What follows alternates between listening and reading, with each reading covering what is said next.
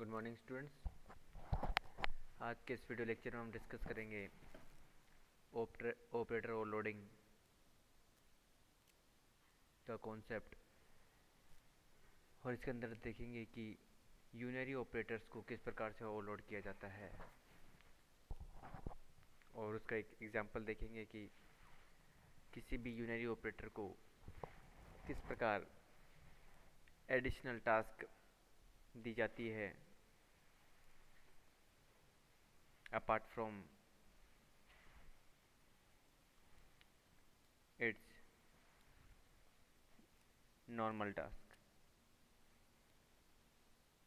इससे previous lectures में हमने लेक्चर में देखा कि ऑपरेटर ओवरलोडिंग क्या है, operator overloading object oriented programming में किस प्रकार से इम्पोर्टेंट है, और किस तरह से ऑपरेटर ओवरलोडिंग को किया जाता है।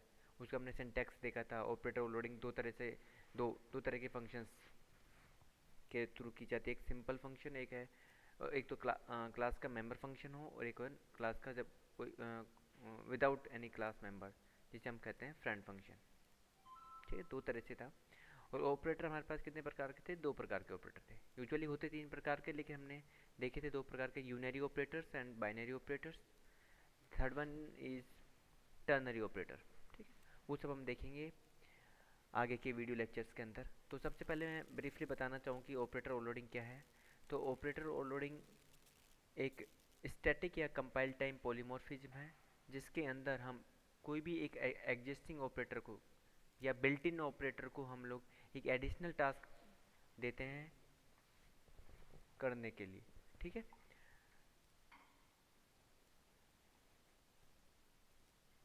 जैसे हम ऑपरेटर ओवरलोडिंग को यूज़ क्यों करते हैं? प्रोग्राम को रीडेबल बनाने के लिए। दूसरा, किसी भी जो क्लास का जो ऑब्जेक्ट है उसको एडिशनल फैसिलिटी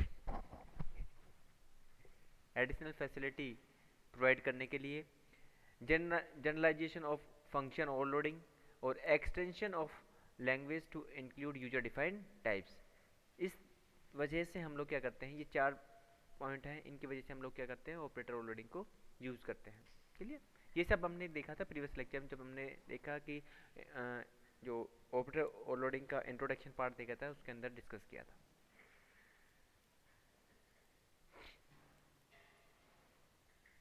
अब देखो, आज हम बात करेंगे यूनरी ऑपरेटर ओवरलोडिंग की, जिसके अंदर पहला पॉइंट हमारा one of the exciting feature of C plus plus है। ठीक है, second one, work only on the single variable. Single variable बोलूँ या ऑपरेंड, यूनरी ऑपरेटर हमेशा यूज होगा सिंगल ऑपरेंड के ऊपर, केवल एक ही वेरिएबल की आवश्यकता होगी। तीसरा पॉइंट है, can be overloaded two ways, static member function और फ्रेंड फंक्शन। दो तरह से मैं यूनरी ऑपरेटर को ओवरलोड कर सकता हूँ, एक है स्टैटिक मेंबर फंक्शन और एक है फ्रेंड फंक्शन के थ्रू। क्लियर? जैसे एग्जांपल है minus operator, plus plus, minus minus, मतलब pre increment, pre decrement, post increment, post decrement, prefix या पोस्ट फिक्स। इस तरह से हम लोग इन ऑपरेटर्स क्या करते हैं, ओवरलोड कर सकते हैं। ये सारे क्या हैं, यूनरी ऑपरेटर्स। अब यूनरी ऑपरेटर का हम लोग सिंटैक्स देखते हैं कि यूनरी ऑपरेटर को हम लोग किस प्रकार से लिखते हैं। सबसे पहले उसका रिटर्न टाइप आएगा। ठीक है, किस टाइप का है, हम किस टाइप की वैल्यू रिटर्न करना चाह रहे हैं, उसका return type. Then operator keyword, ऐसे कैसे, ऑपरेटर कीवर्ड के बाद operator symbol. Operator symbol operator symbol वो होगा जिस ऑपरेटर को आप लोग ओवरलोड करना चाह रहे हैं। सपोज करो आप लोग प्लस प्लस ऑपरेटर को ओवरलोड करना चाह रहे हैं, तो उसका सिंबल क्या होगा, प्लस प्लस होगा, और उसके अंदर क्या होंगे, पैरामीटर्स होंगे। ठीक है, क्लियर? ये पैरामीटर वेरी करते हैं। यदि मैं फ्रेंड्स फंक्शन के थ्रू बना रहा हूँ तो कितने पैरामीटर होंगे, यदि विदाउट फ्रेंड फंक्शन बना रहा हूँ तो कितने पैरामीटर होंगे। ये पैरामीटर्स डिपेंड करते हैं कि आप कौन से फंक्शन यूज कर रहे हो, क्लास का मेंबर फंक्शन यूज कर रहे हो या क्लास का कोई नॉन मेंबर फंक्शन यूज कर रहे हो। इसे यदि एग्जाम्पल मैं देखूँ इसका,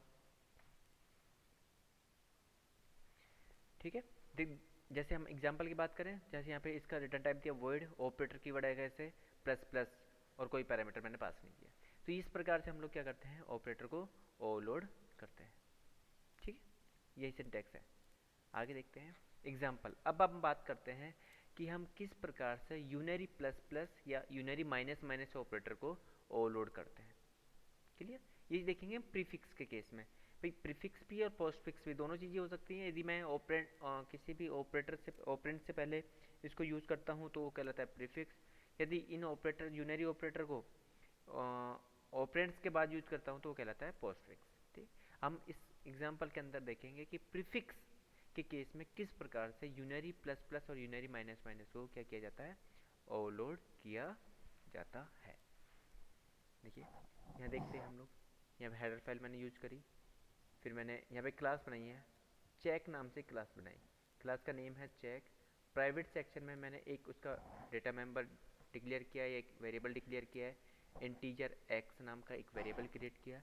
पब्लिक सेक्शन के अंदर मैंने यहाँ पे एक कंस्ट्रक्टर बनाया है। किस टाइप का कंस्ट्रक्टर है? कंस्ट्रक्टर तीन प्रकार के होते हैं, डिफ़ॉल्ट कंस्ट्रक्टर, पैरामीटराइज कंस्ट्रक्टर और एक कॉपी कंस्ट्रक्टर। तो ये कौन सा कंस्ट्रक्टर है? पैरामीटराइज कंस्ट्रक्टर, क्योंकि इसके अंदर मैंने क्या किया है, इंटीजर ए नाम का एक पैरामीटर क्या किया है, पास किया है। मेनली क्या काम है कंस्ट्रक्टर का?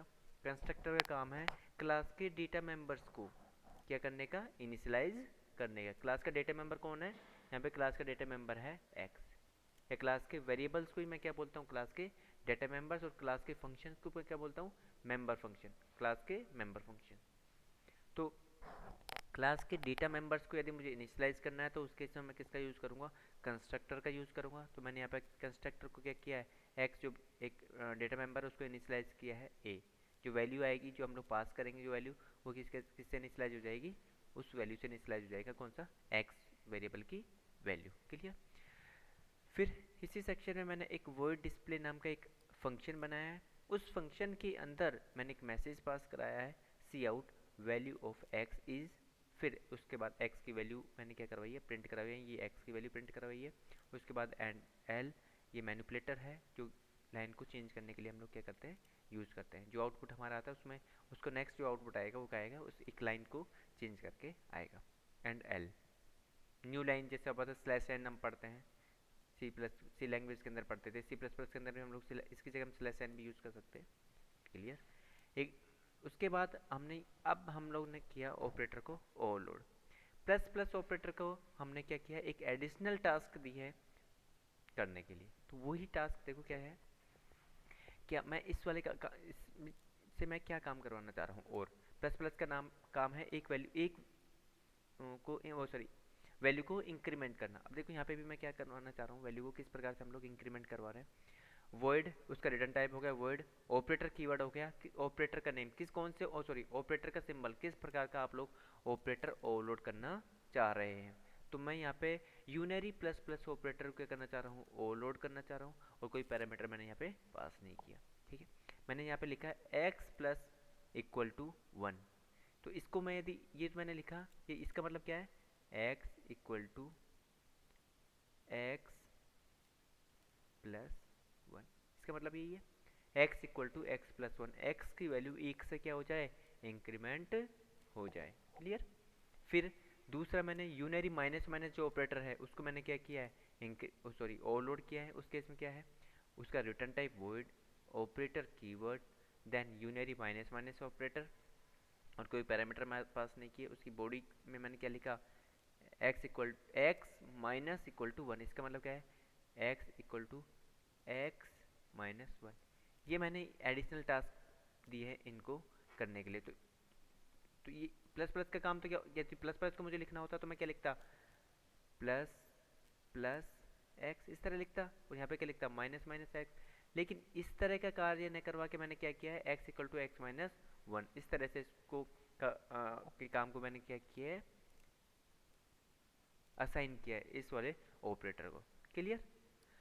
अब आगे देखते हैं, मेन मेथड हमने बनाया। मेन मेथड के अंदर मैंने जो क्लास है, मेरी क्लास का नाम है चेक, उस क्लास का मैंने क्या बनाया है, ऑब्जेक्ट बनाया है, ओबीजे ऑब्जेक्ट बनाया है। और ऑब्जेक्ट के बाद मैंने एक वैल्यू पास करी है 5।